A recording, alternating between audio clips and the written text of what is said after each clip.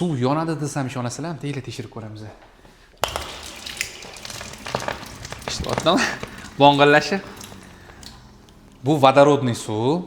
Molekulyar vodorodga ajratib beryapti, yaponskiy texnologiya. Kelinglar, oddiy suvda vodorod bormi, yo'qmi? Tirik suv o'zi qanaqa bo'ladi parametrlari? Bratga yozdik ChatGPTga. Mana qaranglar, pH 7,5-9,5 bo'lish kerak. OVP -100 dan 500 gacha. Vodorod mana H2 8 dan 1600 gacha bo'lish kerak. Bu ideal suv parametrlari. Qani baklashka suvlarni tekshiramiz, ataylab oldik. Mana ochib olamiz yengini. Keyin bularni ham tekshirib ko'ramiz. Yangi suvlarni. Oddiy suvlarda tirik suv parametri bormi, yo'qmi ko'zinglar bilan ko'rasizlar. Suv toza, lekin foydali taraflarini tekshiramiz. Millivoltda birinchi minus OVP ni o'lchaymiz. Minusda bo'lishi kerak, bu yerda mana plusda ko'rsatyapti. Bu suv ham plusda. Endi vodorodni suv chiqaradigan priborlar bor, spesialniy. Qaranglar. Ishlayapti. Bu yerda mana o'sha minusga qarab tushyapti. Buni ichiga toza suv solingan, minusga qarab ketyapti.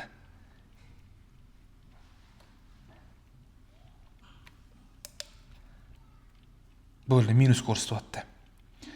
Bu generator. Bu yerda ham minus ko'rsatyapti. Hozir chiqib -100, 200 ga qarab ketadi.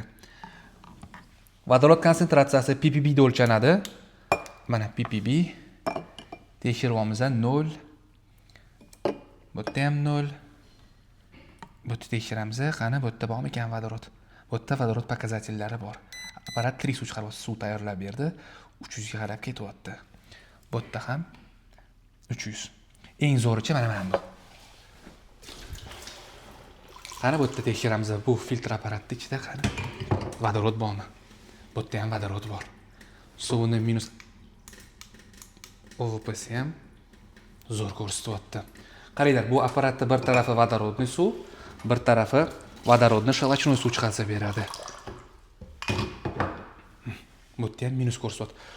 Bu vodorodniy suv, tirik suv, ko'proq terisida muammosi borlar, sport bilan shug'ullanayotgan insonlar, vastromilinga tezroq yordam beradi, ugrilar yo'qolishiga yordam beradi. Keyin eng katta yutug'i qonni suyultirishga ham yordam beradi. Antioksidant suv hisoblanganligi uchun tromblar tezroq yuvib beradi. O'shani hisobiga tromblar уже tozalangandan keyin, qon ham suyulgandan keyin qisman davriy sahrga уже foydasi bor.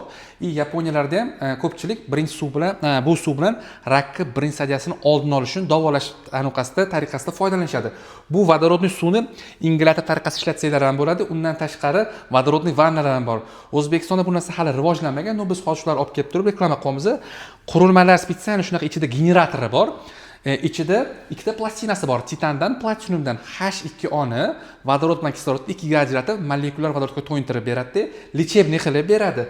Bu doim profilaktika qilib ichib tursanglar, kun davomida 1,8-2 litr ichib tursanglar, ichni ham tozalaydi, keyin уже как дополнительный energiya beradi. Bu shu qurilmalarni bemalol ko'rib ishlatsanglar ham bo'ladi.